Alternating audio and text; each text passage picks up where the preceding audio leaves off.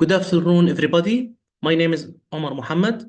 First of all, I would like to thank Professor Wajdan Abul Heja for inviting me for this special session to give my presentation, which is about towards implementing feasible energy efficiency projects in Arab world, presented by being Dr. Omar Mohammed, an associate professor at School of Engineering and Technology, Department of Mechatronics, Libyan International Medical University. First of all, we have the outline of the presentation. As we all know that asking the right questions is an essential part of the solution. So we will trigger some questions about energy efficiency and energy efficiency project implementation. Then we will have the common barriers in Africa and worldwide behind implementing energy efficiency projects, which are the same as those barriers for implementing energy efficiency projects in the Arab region, which is a major part of the MENA region. Then we will have an academic projection on Arab region situation, some special obstacles in the Arab region situation. Then we will have a general projection on RE to answer the question, is renewable energy a goal or a mean? Then we'll have summary and recommendation.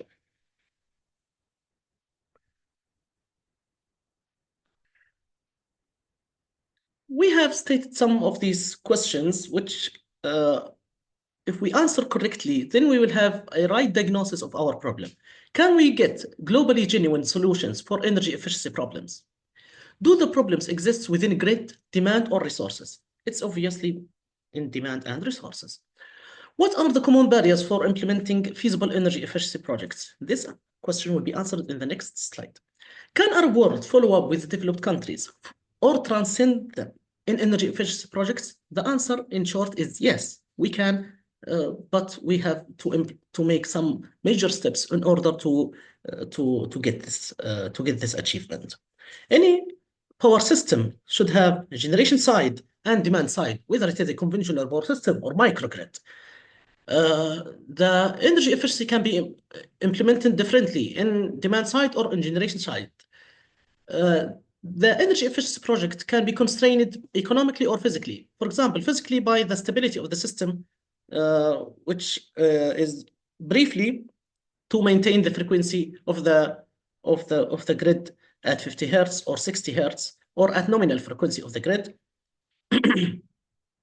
And it has some economical and manufacturability constraints, which will be stated later.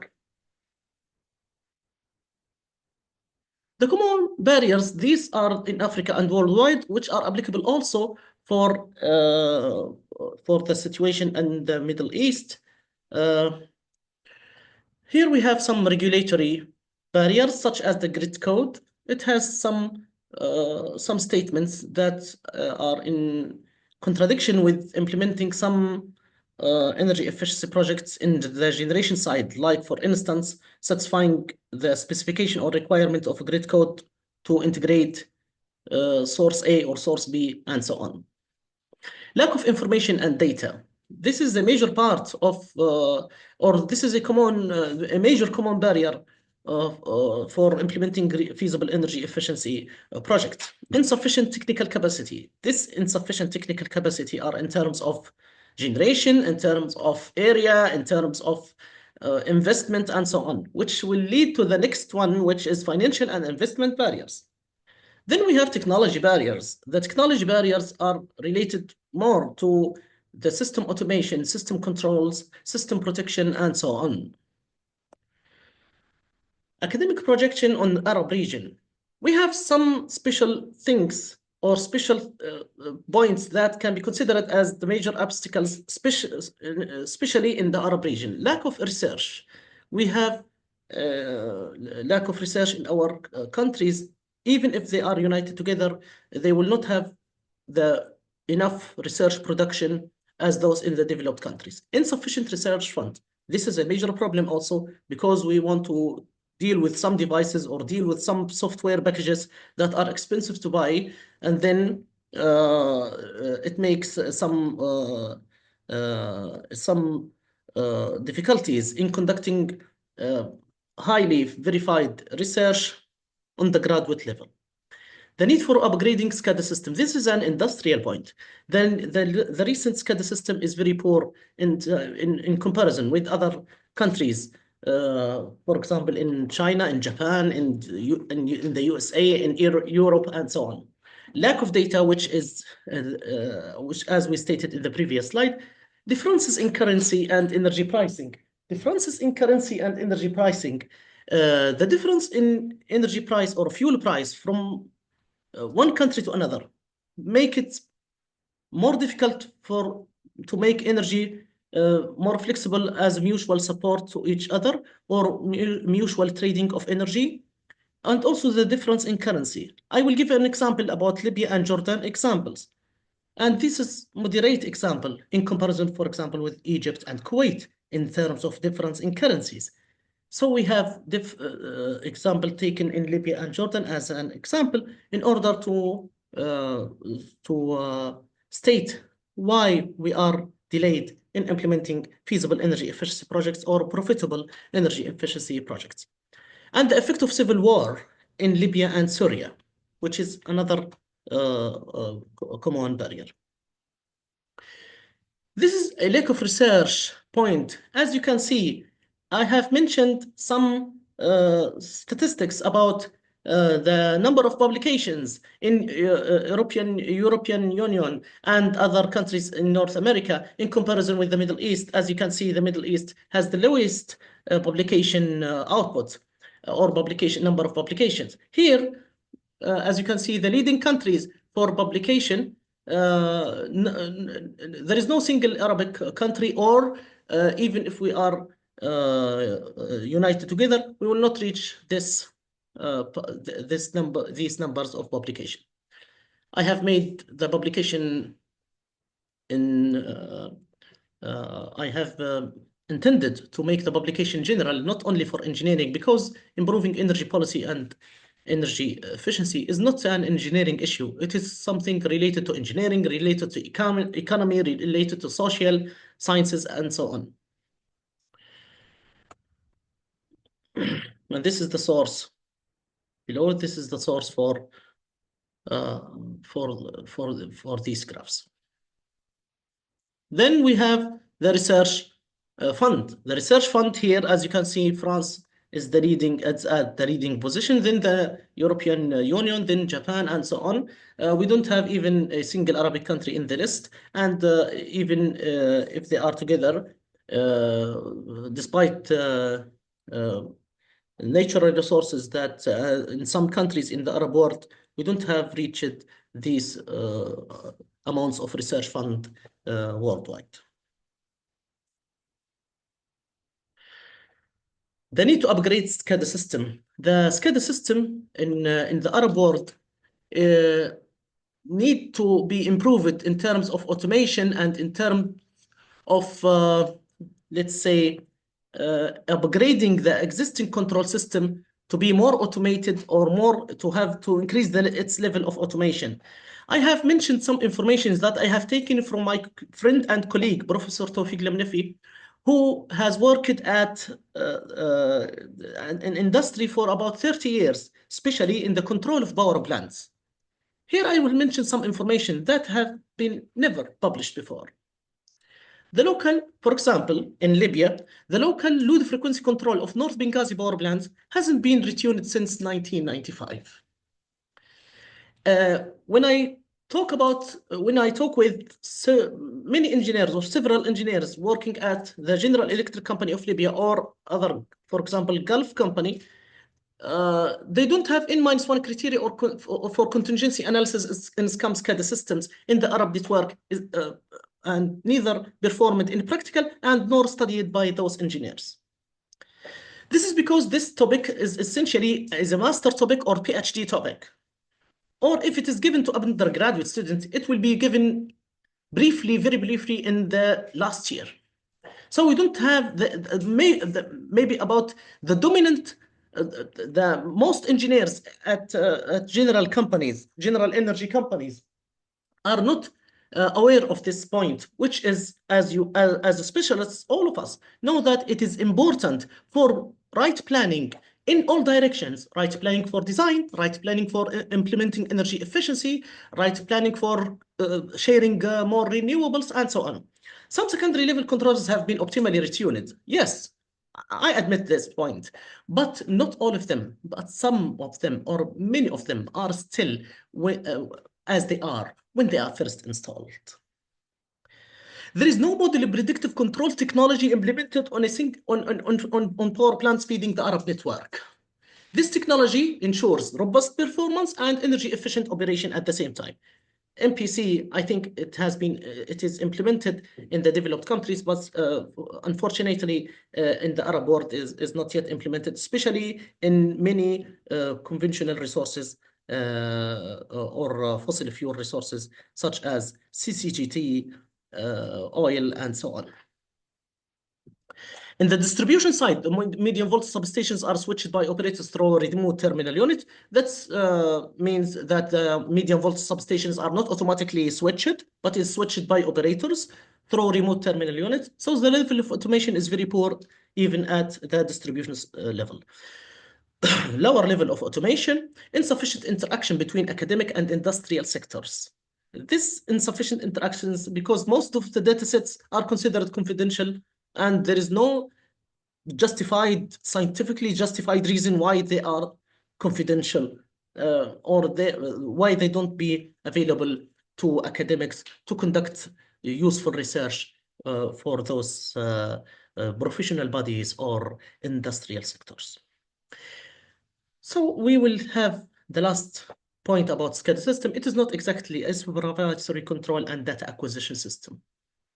It is something like monitoring and manual control and still need to be upgraded to be fully automated.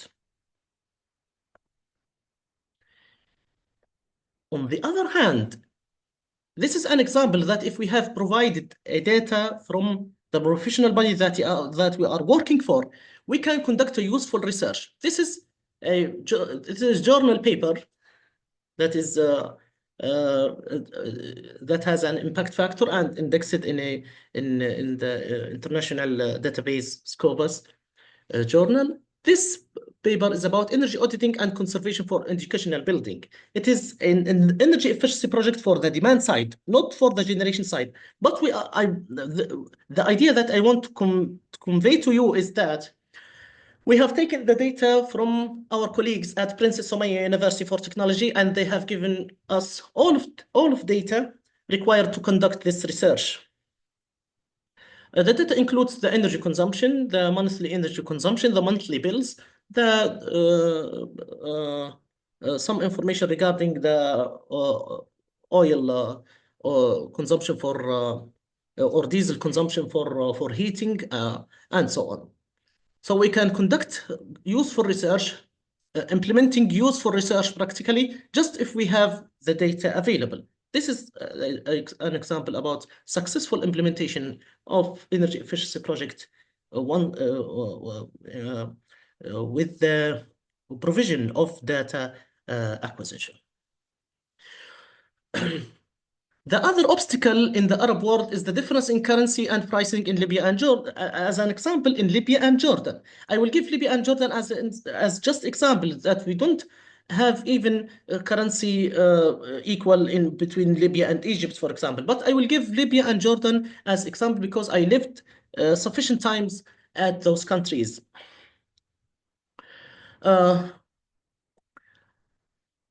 In general, in the economic dispatch problem or as an optimization problem, all we know that has been mathematically proved that the generation scheduling can be attained by having the same incremental fuel cost or marginal cost, simply lambda, for each thermal unit. This cannot be done if the currency is different, as you can see. In the Arab region, the currencies and fuel prices are very different from one region to another. I will not take the extreme example or highest difference example, such as in Egypt and Kuwait. I will speak only about Libya and Jordan as an example. For example, the GOD is currently 10 times about LYD. The Jordanian dinar is about 10 times the Libyan dinar. This is a huge difference in currency. Gasoline full tank car in Libya is about 7 Libyan dinars. This is my own car. Whereas in Jordan, this is about 35 Jordanian dinar. Also, these are my own car records in the two places. On the other, if we want to accurate statistics, 0.15 Libyan dinar liter price compared with 0.86 in Jordan, 86 Jordanian dinar, 0.86 Jordanian dinar in Jordan. Converting these currencies leading a 0.7 only GOD full tank in Libya and about 350 Libyan dinar in Jordan. This is a full tank price for gasoline.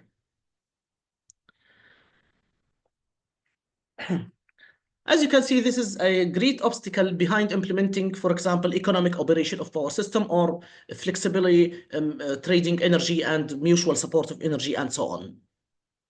Weakness of Libyan and Syrian grid. Weakness of grid in general, but I have taken Libyan and Syria as example. Due to the collateral damage that happened from civil war in Libya and Syria, many transformers and medium voltage transmission lines have been greatly affected and they are recently out of service. Even with the new rebuilding or reforming that happened recently in Libya and Syria, we are still making some load shedding as defense action against frequency instability. This weakness in the grid is not resulting from integrating renewables, for example, as the expression may mean in terms of Europe countries, but here because of the damage that happened from the war in several devices in those countries.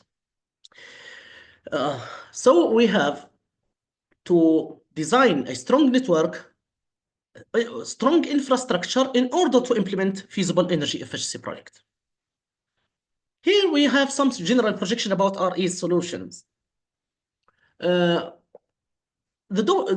most researchers have conducted their research about renewable energy as the ultimate or the unique solution for energy efficiency or for implementing energy efficiency projects.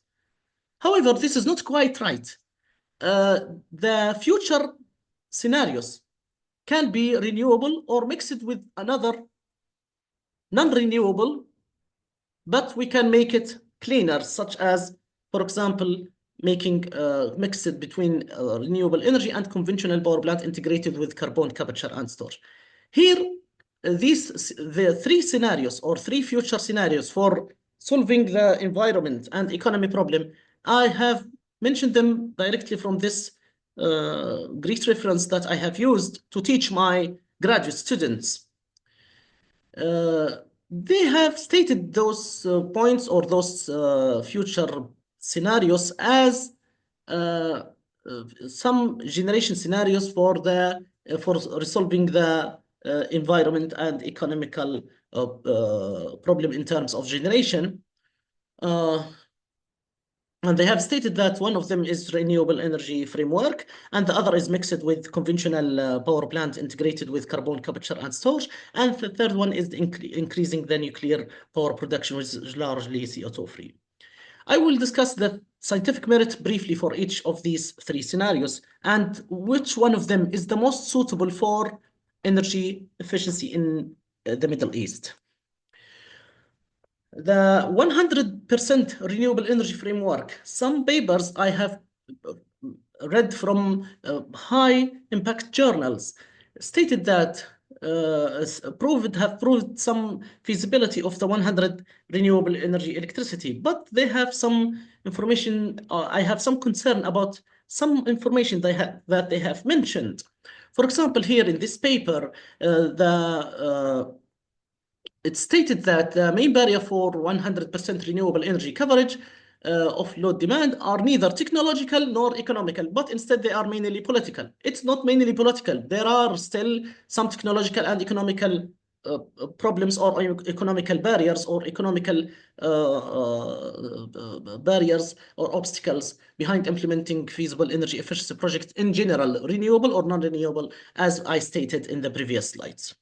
The security and stability of 100% renewable has been answered through arguing argued in this paper is to provide synthetic inertia from electronic devices such as inverters and so on. The synthetic inertia is not enough as that in the inertia in the conventional units to cope with higher load variations, as we all know. Another paper making some countries already close to 100% renewable as example. Here, we all know that Paraguay and Norway has reached percentages very close to 100%, but this is not necessarily as in our case, because here we have run-of-river technology, hydraulic technology, either by exists as local power generation or as interconnection with neighboring countries. The run-of-river hydraulic technology is completely renewable and completely flexible. It is maybe faster than fossil fuel power plants in terms of response to match the load variation or the load increase or decrease. So they have the run-of-river hydraulic technology. We don't have necessarily we don't have this technology yet because we don't have lots of rivers here at the Arab region. Instead, I think the most suitable renewable source is not hydraulic in our situation, but instead it should be either concentrated solar power or photovoltaic or wind. So we have a summary of this scenario that not all that the synthetic inertia provided by inverters and power electronics devices is not enough to match the load variation. The main reason for existing countries that have reached 100% or close to 100% is the existence of hydraulic generation capacity. Hydraulic is generally flexible and dispatchable, but very limited in the Arab world. So we have notable solution that the solar energy here is enough adequately, and they can be made flexible in the near future. The second scheme, or the second point that I have taken from that book, is that the increased development of carbon capture and storage as a clean fossil technology with the share of renewables, mixed solution. The conventional power plants can be made cleaner by two methods: by improving their energy efficiency to reduce emissions, and then capture the remaining emissions by carbon capture and storage. By this, we can make it completely cleaner and more efficient to save fuel and to make it cleaner. To guarantee wider power system stability and security on the long run, fossil fuel are still unavoidable, especially in our world, in our region.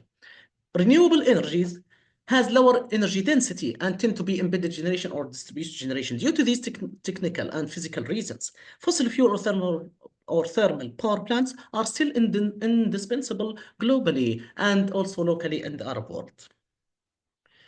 However, the existing fossil fuel power plants in the Arab world must be more efficient and cleaner. For example, the carbon capture and storage.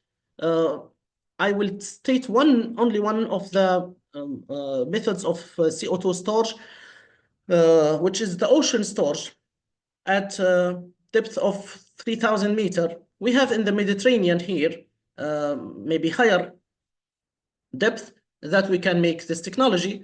However, in the Mediterranean, only not in the Red Sea, but this is a CO2 capture. It is not direct energy efficiency improvement. The other method, which can be combined with this method, is the energy efficiency improvement, because this will make the carbon capture and storage much easier. We have 3 points or 3 technologies that we will discuss only one of them. The supercritical technology, which is most suitable, already exists in Egypt, Saudi Arabia, and UAE.